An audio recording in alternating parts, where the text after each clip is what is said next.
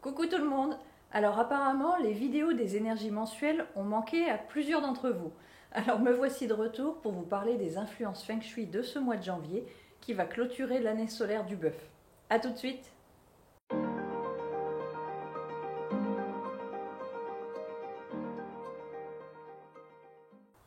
Tout d'abord, je vous souhaite une très bonne année grégorienne 2022. J'espère que vous avez pu profiter des fêtes de fin d'année et que l'année à venir vous apportera plein de bonnes choses.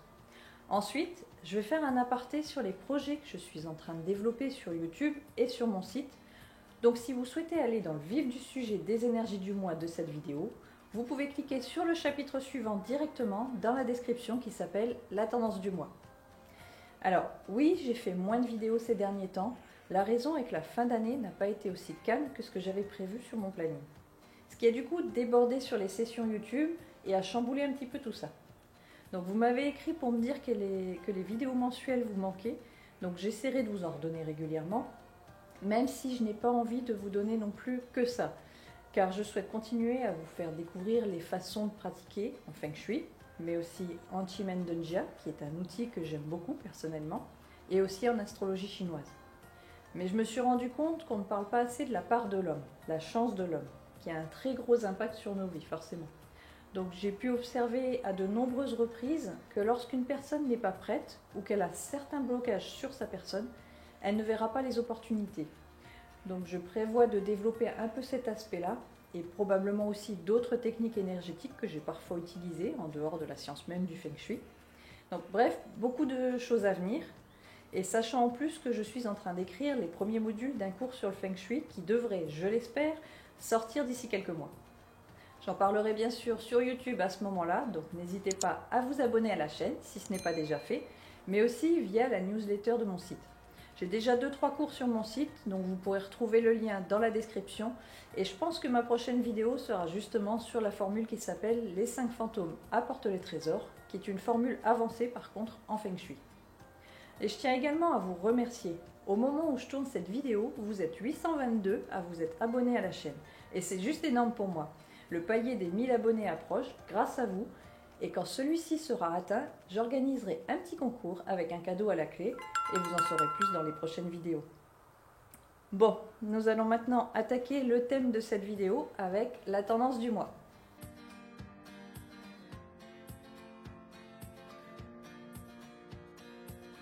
Dès le 6 janvier, nous serons dans le mois du bœuf de métal yin, donc Xinshu, qui est exactement la même énergie que celle de l'année solaire en cours. Nous avons ce qui s'appelle un Fu Yin de l'année, donc plusieurs points à aborder. Premièrement, on sait que l'année du bœuf a pu compléter la pénalité de punition terrestre des personnes qui avaient la chèvre et le chien dans leur thème. J'en ai parlé dans d'autres vidéos. Ce qui veut dire que ce mois de janvier va réactualiser cette punition. Elle va être renforcée et d'autant plus chaque jour du bœuf qui auront lieu en janvier, qui concerne que 2 journées ce mois-ci. Ce sont les 12 et 24 janvier 2022. Deuxièmement, le pilier Xinshu est composé de métal par le tronc métal yin et de terre par la branche du bœuf, élément présent déjà en même quantité dans le pilier de l'année. Donc si votre thème est déjà en excès de métal et de terre, l'ajout de ces mêmes éléments durant le mois de janvier va accentuer le déséquilibre. A l'inverse, si ce sont des éléments dont vous avez besoin, alors ce renforcement vous sera bénéfique. Au-delà de la pénalité dont j'ai parlé juste avant, si les éléments vous sont bénéfiques ou non, ils n'agiront pas de la même manière sur vous, forcément. Du point de vue des énergies Naïn, le pilier Xinshu est une terre faible, celle de la terre sur les murs, comme dans les temps anciens, terre qu'il fallait sans cesse reconstruire. Donc, ce Naïn parle de la non-remise en question des choses, ce qui fait qu'on répète sans arrêt les mêmes choses, possiblement les mêmes erreurs, au lieu de trouver d'autres solutions ailleurs. C'est également l'énergie des peurs cachées. Donc c'est le bon moment pour regarder en soi et s'auto-évaluer pour éviter de retomber dans les mêmes schémas limitants et chercher d'autres solutions. Les étoiles volantes. Quelles sont les combinaisons d'étoiles du mois ? C'est le dernier mois où la 5 annuelle sera au sud-est. Vous pourrez bientôt retirer totalement votre cœur de sel, car à partir de début février, les étoiles annuelles vont changer d'emplacement. Donc en attendant, voici le graphique pour janvier 2022, et on commence par le secteur cardinal du sud, qui contient le couple d'étoiles 1-7. C'est une combinaison qui peut pousser les gens à commettre des actes téméraires, voire illégaux. Si vous êtes amené à faire un long trajet pour un voyage, il faudrait être juste un petit peu plus vigilant au vol par exemple. Du point de vue des relations, le couple 1-7 pousse sur les difficultés de communication, ce qui peut entraîner des conflits de famille ou encore au travail et plus particulièrement entre un homme et une femme. Le secteur cardinal du sud-ouest va contenir le couple d'étoiles 3-9.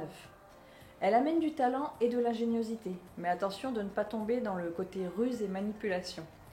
Le développement de l'ingéniosité en fait une bonne combinaison pour atteindre rapidement le succès. Mais le problème, c'est que l'étoile 3 étant plutôt mauvaise, une montée trop rapide peut amener une chute juste après, tout aussi rapide. Donc, mieux vaut assurer ses arrières et prendre le temps plutôt que de vouloir atteindre les sommets trop vite. C'est un petit peu le message de cette combinaison d'étoiles. Le secteur cardinal de l'ouest va contenir le couple d'étoiles 8-5. Donc voilà où se cachait notre 5 mensuel ce mois-ci. Si vous avez déjà suivi mes précédentes vidéos mensuelles, vous aurez peut-être compris que nous avons là un excès de terre, même si la 8 est théoriquement une bonne étoile. En couple avec la 5, elle apporte de la stagnation et une plus forte probabilité de blessure. Donc si vous êtes en télétravail à domicile, il faudra simplement éviter, si possible bien sûr, de travailler dans le secteur de l'ouest ce mois-ci qui aura tendance à vous ralentir. Sachant qu'en plus, courant janvier, nous allons retrouver de nouveau Mercure rétrograde, mais on en reparle à la fin de la vidéo sur la partie concernant les dates à retenir du mois. Le secteur cardinal du nord-ouest contiendra le couple 7-4, qui peut pousser les femmes au conflit entre elles. Donc le plus souvent, les personnes qui sont sous l'influence de cette combinaison ne voudront pas forcément montrer leur colère ou leur mécontentement, mais ce qui fait qu'elles vont garder ça à l'intérieur. Et tôt ou tard, le cumul des choses gardées n'est jamais bon. Et au lieu d'exprimer calmement son point de vue, ça amène plutôt à une explosion. Ce qui fait un peu effet boule de neige car le dialogue est difficile à installer dans ces moments-là. Donc, mieux vaut exprimer calmement dès que quelque chose vous chagrine, car on n'y échappe pas au final. Et si l'on regarde l'hexagramme de cette combinaison, vous voyez que c'est un réservoir d'accumulation. Le chi est bloqué au milieu et ne peut pas sortir, ni par en haut, ni par en bas. Du point de vue de la santé, le couple 7-4 est plus sensible aux problèmes pulmonaires, pouvant peut-être amener une toux, un essoufflement ou des difficultés à expectorer. Donc, ne laissez pas traîner les choses en cas d'apparition de ce genre de symptômes, surtout en cette période compliquée. N'hésitez pas à consulter votre médecin. Le secteur cardinal du Nord va contenir le couple 2-8. Et comme pour le couple 8-5, il y a un excès de terre et donc stagnation. Donc ralentissement de développement, mais pas forcément sur le domaine professionnel. Ça peut toucher tous les domaines de la vie. Si vous vous trouvez dans ce secteur, vous pourrez utiliser ces énergies plus pour une démarche d'introspection. Un ralentissement et une stagnation ne sont pas toujours des mauvaises choses. Parfois, on a tellement la tête dans le guidon que c'est bénéfique aussi de savoir s'arrêter. Souffler et réfléchir à son parcours.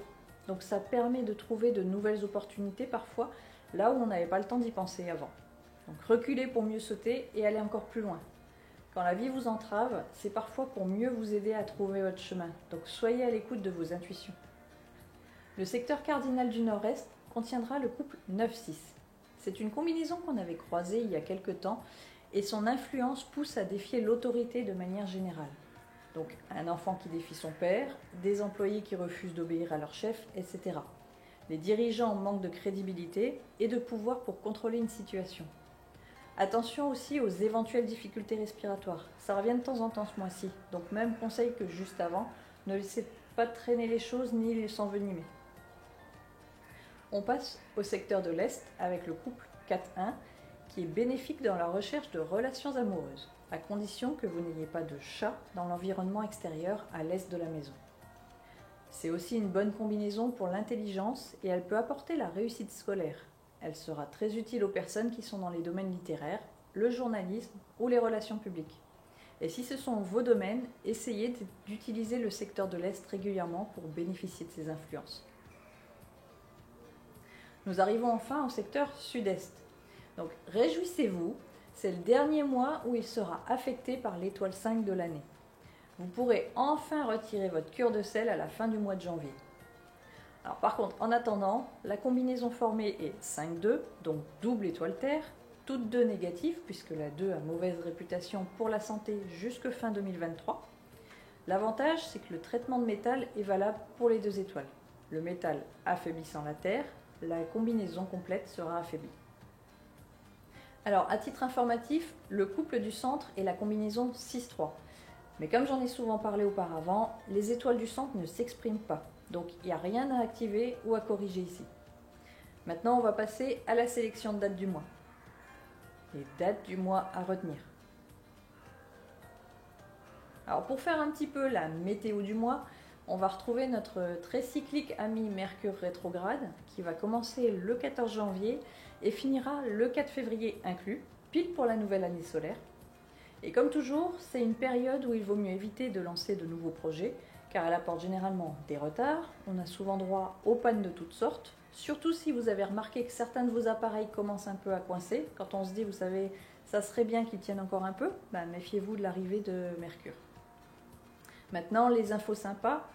Les dates favorables du mois, ce sont les dates qui ont de bonnes caractéristiques générales, c'est-à-dire qu'il n'y a pas de clash ou d'autres conflits sur la journée même. Le 7 janvier 2022 est pas trop mal. Elle comporte de bonnes étoiles dites de vertu qui sont bonnes pour le domaine relationnel de manière globale. Le 8 janvier est une très belle journée succès et prospérité. Si vous avez un projet ou quelque chose qui vous tient à cœur, c'est le bon moment. Sauf pour les personnes qui ont lapin en jour ou année de naissance, par contre, ils ne pourront pas en bénéficier. Le 9 janvier est une très bonne journée aussi, avec en plus une des 28 constellations favorables au lancement de projets, mariage ou encore négociations commerciales.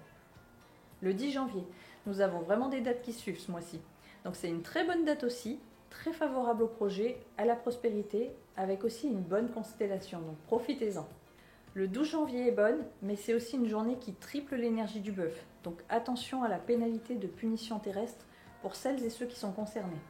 En dessous de chaque date, vous pouvez voir à quel signe du zodiaque chinois la date ne conviendra pas, car elle entre en conflit avec les énergies personnelles de ces personnes. C'est ce qu'on appelle le destructeur personnel.